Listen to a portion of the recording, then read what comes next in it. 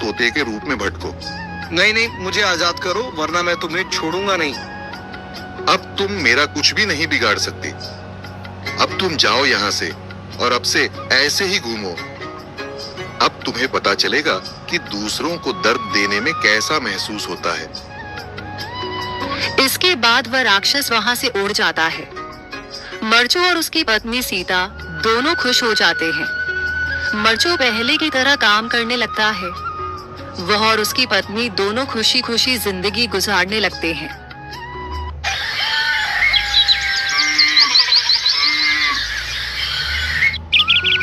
मरचू जंगल से लकड़ियां काटकर बाजार में बेचने गया, लेकिन उसे लकड़ियों के अच्छे दाम नहीं मिले। इस पर मरचू ने कहा, अरे भैया, इतने कम पैसे? इन पैसों में तो 2 वक्त का खाना भी नहीं मिलेगा। आप मुझे बहुत ही कम पैसे देते हैं। मैं इतनी मेहनत से लकड़ियां काट कर आता हूँ, लेकिन उनके पैसे मुझे बहुत कम मिलते हैं। भैया, तुम्हारी लकड़ियां होती ही इतनी कमजोर हैं कि मैं इससे ज्यादा पैसे नहीं दे सकता। तुम्हारी लकड़ियों के बस इतने ही पैसे बनते हैं। अरे भैया, कुछ ज्यादा कर दो ना। वो क्या है ना कि इन पैसों का तो कुछ भी नहीं आता। मैं अपनी जिंदगी कैसे गुजारूंगा? भैया, तुम जाकर अच्छी लकड़ियां लाओ, तभी इन लकड़ियों का अच्छा दाम मिल पाएगा, वरना इन लकड़ियों का तो यही दाम है।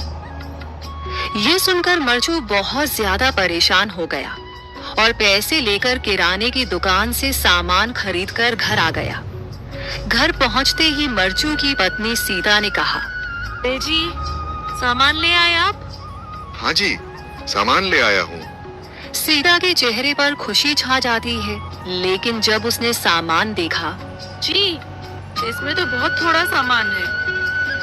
हाँ सीता, मुझे पता है कि यह सामान बहुत थोड़ा है, लेकिन मैं क्या करूं? मेरे पास जितने पैसे थे, मैं उतने का ही सामान लेकर आ गया हूँ।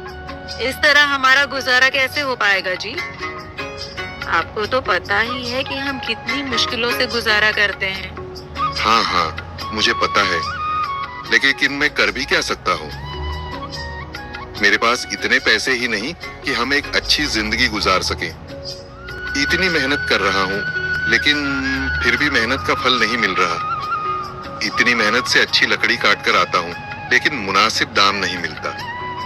मैं तो बहुत परेशान हूँ। क्या करूँ? कहाँ जाऊँ? अरे जी, आप परेशान न हो, आप कोई और काम देख लें। मैंने कई बार काम तलाशने की कोशिश की, पर किसी ने भी मुझे काम नहीं दिया। ये सुनकर सीता भी काफी ज्यादा परेशान हो गई। मरचू से सीता की परेशानी नहीं देखी गई। उसने अपनी पत्नी सीता से कहा, मैं फिर से जंगल की ओर जा रहा हूँ। अरे जी, अभी मत जाइए ना, वैसे भी शाम हो रही है। आप कल चले जाइएगा, अभी मत जाइए। ठीक है, अगर तुम रोक रही हो तो मैं नहीं जाता। मैं कल चला जाऊंगा। इसके बाद मरचू गांव में घूमने के लिए चला गया। तभी उसे एक आदमी मिला और उसने कहा, कहाँ जा रहे हो भैया? और सुनाओ, क्या हाल चाल है? जिंदगी कैसे गुजर रही? अरे भैया, तुम्हें तो पता है कि लकड़ियां काटकर कैसे गुजारा होता है। हाँ भैया, तुम सही कह रहे हो। और आसपास के जंगलों में अच्छी लकड़ियां भी नहीं है। इसके लिए तो जंगल के अंदर जाना पड़ेगा। पर जंगल के अंदर तो काफी सारे जंगली जानवर होंगे। मुझे बहुत डर लगता है भैया, मैं जंगल में कैसे जाऊंगा? हाँ भैया, जंगली जानवर तो होंगे, लेकिन अच्छी लकड़ियां तो वहीं से ही मिलेंगी। ये सुनकर मरचू बहुत ज्यादा परेशान हो गया, लेकिन वह आदमी बिल्कुल ठीक कह रहा था। जंगल के किनारे की सारी लकड़ियां कट चुकी थीं। अब सिर्फ जंगल के अंदर ही अच्छी लकड़ियां बची थीं। अगली सुबह मरचू तुम